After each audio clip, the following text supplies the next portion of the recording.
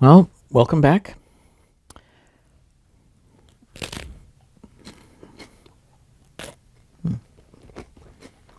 Hope you're getting a chance to have a little snack.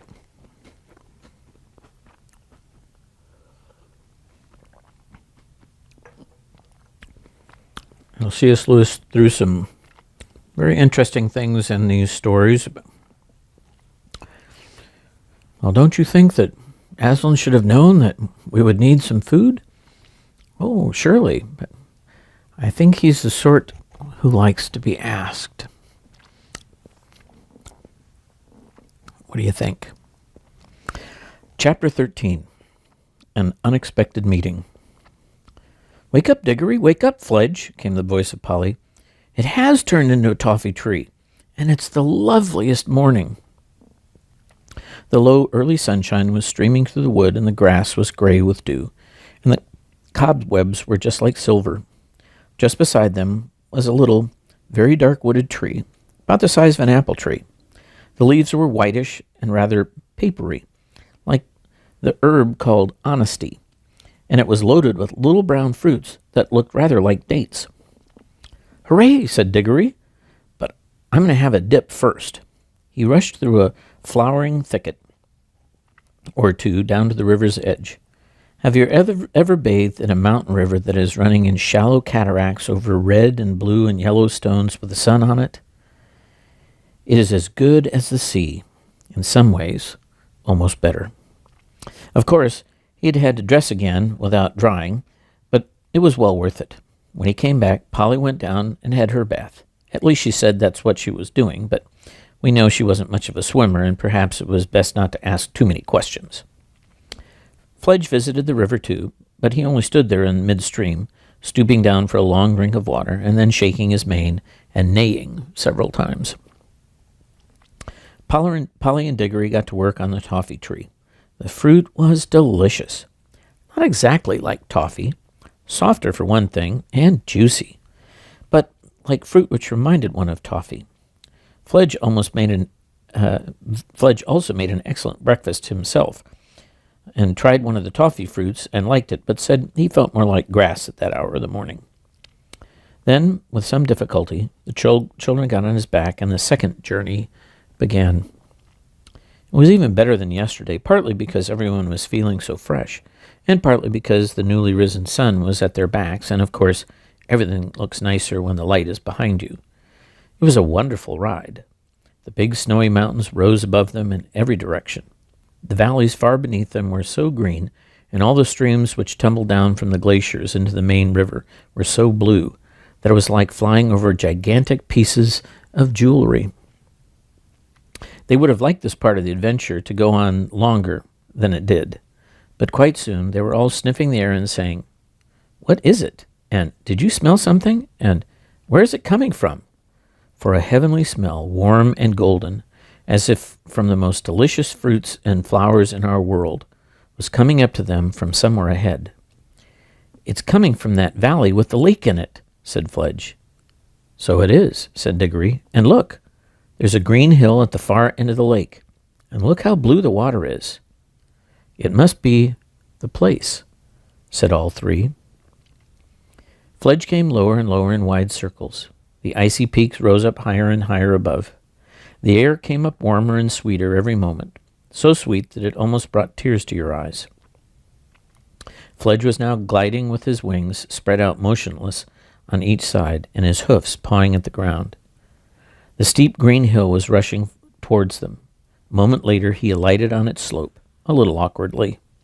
The children rolled off, fell without hurting themselves on the warm, fine grass, and stood up, panting a little. They were 3/4 of the way up the hill, and set out at once to climb to the top.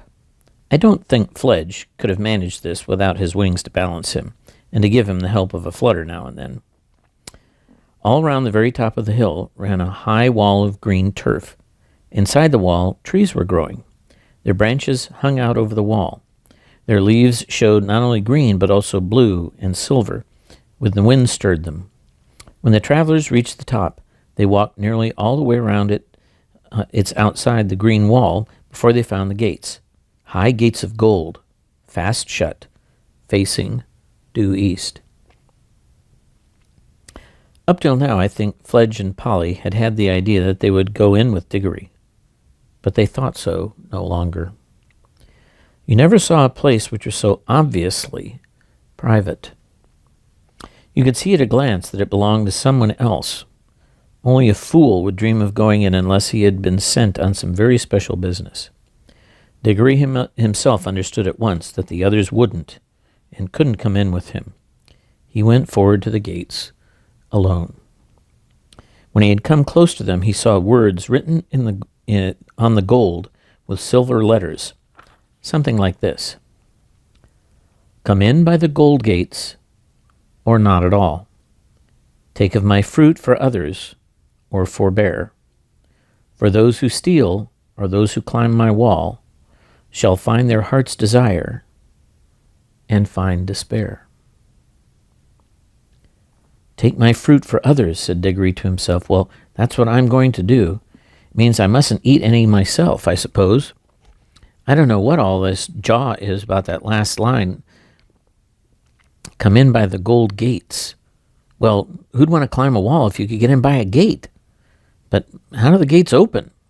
He laid his hand on them, and instantly they swung apart, opening inward, turning on their hinges without the least noise. Now he could see into the place. It looked more private than ever. He went in very solemnly, looking about him. Everything was very quiet inside. When the fountain, which rose near the middle of the garden, made only the faintest noise, the lovely smell was all around him. It was a happy place, but very serious. He knew which was the right tree at once, partly because it stood in the very center, and partly because the great silver apples with which it was loaded shone so, and cast a light of their own down on the shadowy places where the sunlight did not reach. He walked straight across to it, picked an apple, and put it in the breast pocket of his Norfolk jacket. But he couldn't help looking at it and smelling it before he put it away. It would have been better if he had not. A terrible thirst and hunger came over him, and a longing to taste that fruit. He put it hastily into his pocket. But there were plenty of others. Could it be wrong to taste one?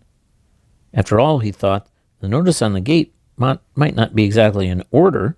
It might have been only a piece of advice. And who cares about advice? Or even if it were an order, would he be disobeying it by eating an apple?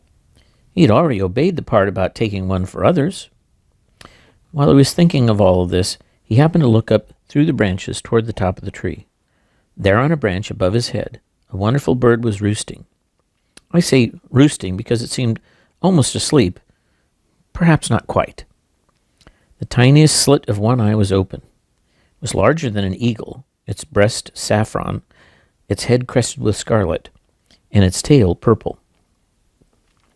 "And it just shows," said Diggory afterward when he was telling the story to others, "that you can't be too careful in these magical places. You never know what might be watching you." But I think Diggory would not have taken an apple for himself in any case. Things like "do not steal" were, I think, hammered into boys' heads a good deal harder in those days than they are now. Still, we could never be certain. Diggory was just turning to go back to the gates when he stopped to have one last look around. He got a terrible shock. He was not alone. There, only a few yards away from him, stood the witch. She was just throwing away the core of an apple which she had eaten. The juice was darker than you would expect, and it made a horrid stain round her mouth. Diggory guessed at once that she must have climbed over the wall, and he began to see that there might be some sense in that last line about getting your heart's desire and getting despair along with it. For the witch looked stronger and prouder than ever, and even in a way triumphant. But her face was deadly white, white as salt. All this flashed through Diggory's mind in a second. Then he took to his heels and ran for the gates as hard as he could pelt, the witch after him. As soon as he was out, the gates closed behind him of their own accord. That gave him the lead, but not for long. By the time he had reached the others and was shouting out, "Quick, get on! Polly, get up, Fledge!" The witch had climbed the wall and vaulted over it, and was close behind him again. "Stay where you are," cried Diggory, turning round to her face, "or we'll vanish. Don't come an inch nearer." "Foolish boy," said the witch. "Why do you run from me? I mean you no harm. If you do not stop and listen to me now, you will miss some knowledge that would have made you happy all your life." "Well, I don't want to hear it, thanks," said Diggory. But he did. "I know what errand you have come on," continued the witch, "for it is I who was close beside you in the woods last night and heard all your counsels. You have plucked fruit in the garden yonder. You have it in your pocket now, and you are going to carry it back untasted to the lion, for him to eat, for him to use. You simpleton! Do you know what this fruit is? I will tell you. It is the apple of youth, the apple of life.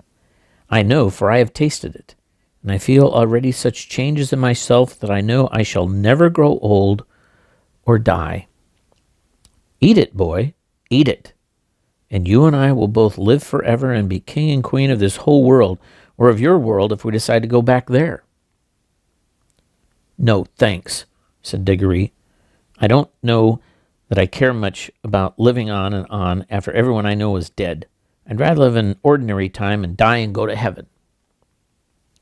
"But what about this mother of yours whom you pretend to love so?" "What's she got to do with it?" said Diggory. "Do you not see, fool, that one bite of that apple would heal her? You have it in your pocket. We are here by ourselves, and the lion is far away. Use your magic and go back to your own world. A minute later, you can be at your mother's bedside giving her the fruit. 5 minutes later, you will see the color coming back to her face. She will tell you the pain is gone. Soon she will tell you she feels stronger. Then she will fall asleep. Think of that, hours of natural sweet sleep without pain, without drugs. Next day, everyone will be saying how wonderfully she has recovered. Soon she will be quite well again. All will be well again. Your home will be happy again. You will be like other boys." "Oh," gasped Diggory as if he had been hurt, and put his hand on his head, for he knew that the terrible choice lay before him. "What has the lion ever done for you that you should be his slave?" said the witch. "What can he do to you once you are back in your own world? And what would your mother think if she knew that you could have taken her pain away and given back her life and saved your father's heart from being broken, and that you wouldn't? That you'd rather run messages for a wild animal in a strange world that is no business of yours?" I don't think he's a wild animal," said Diggory in a dried-up sort of voice. "He is... I don't know." "Then he's something worse," said the witch. "Look what he has done to you already. Look how heartless he has made you. That is what he does to everyone who listens to him. Cruel, pitiless boy. You would let your own mother die rather than—" "Oh, shut up," said the miserable Diggory, still in the same voice. "Do you think I don't see? But I promised." "Ah, but you didn't know what you were promising, and no one here can prevent you." "Mother herself," said Diggory, getting the words out with difficulty, "wouldn't like it. Awfully strict about keeping promises, and not stealing, and all that sort of thing. She'd tell me not to do it quick as anything if she were here." "But she need never know," said the witch, speaking more sweetly than you would have thought anyone with so fierce a face could speak. "You wouldn't tell her how you got the apple. Your father need never know. No one in your world need ever know anything about this whole story. You needn't take the little girl back with you, you know." That was where the witch made her final mistake. That was where the witch made her fatal mistake. Of course, Diggory knew that Polly could get away in her own ring as easily as he could get away by his. But apparently the witch didn't know this, and the meanness of the suggestion that he should leave Polly behind suddenly made all the other things the witch had said to him sound false and hollow. And even in the midst of all his misery, his head suddenly cleared, and he said, in a different and much louder voice. "Look here. Where do you come into all this? Why are you so precious fond of my mother all of a sudden? What's it got to do with you? What's your game?" "Good for you, Diggs," whispered Polly in his ear. "Quick, get away now." She hadn't dared to say anything all through the argument because, you see, it wasn't her mother who was dying. "Up then," said Diggory, heaving her onto Fledge's back, and then scrambling up as quickly as he could. The horse spread its wings. "Then go, fools," called the witch. "Think of me, boy, when you lie old and weak and dying, and remember how you threw away the chance of endless youth. It won't be offered you again." They were already so high they could only just hear her, nor did the witch waste any time gazing up at them. They saw her set off northward down the slope of the hill. They had started early that morning, and what happened in the garden had not taken very long, so that Fledge and Polly both said they would easily get back to Narnia before nightfall. Diggory never spoke on the way back, and the others were shy of speaking to him. He was very sad, and he wasn't even sure all the time that he had done the right thing. But when he remembered the shining tears in Aslan's eyes, he became sure. All day Fledge flew steadily with untiring wings, eastward, with the river to guide him, through the mountains and over the wild wooded hills, and then over the great waterfall and down, to where the woods of Narnia were darkened by the shadow of that mighty cliff, till at last, when the sky was glowing red, with sunset behind them, he saw a place where many creatures were gathered together by the riverside, and soon he could see Aslan himself in the midst of them. Fledge glided down, spread out his 4 legs, closing his wings, and landed cantering. Then he pulled up. The children dismounted. Diggory saw all the animals, dwarfs, satyrs, nymphs, and other things drawing back to the left and to the right to make way for him. He walked up to Aslan, handed him the apple, and said, "I have brought you the apple you wanted, sir."